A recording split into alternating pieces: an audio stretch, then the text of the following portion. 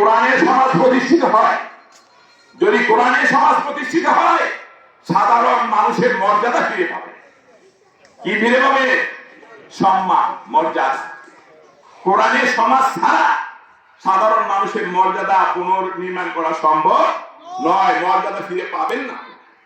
যারা কোরআনের কর্মী, যত বড় নেতা হবে হোক, আপনি একটু সাধারণ কর্মী, সাধারণ মানুষ, তার সামনে গেলে আপনাকে সম্মান করবে, মর্যাদা দিবে। আপনার অধিকারের কথা আপনি পেশ করলে আপনার অধিকার পূরণ করার জন্য চেষ্টা ধন্যবাদ হলাম মাঠ। তো এই জন্য আমি আপনাদেরকে অনুরোধ করব, নিজের মর্যাদা ফিরিয়ে আনার জন্য আপনারা আল্লাহর রহমতে কাজ করবেন।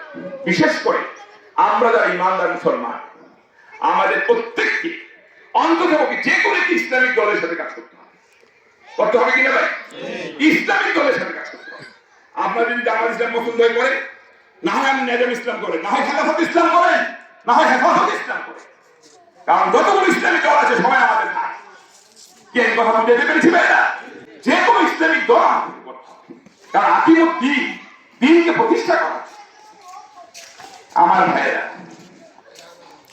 আমি বিশেষ করে আপনাদেরকে যে বিষয়টা একটু পরিষ্কার করতে চাই,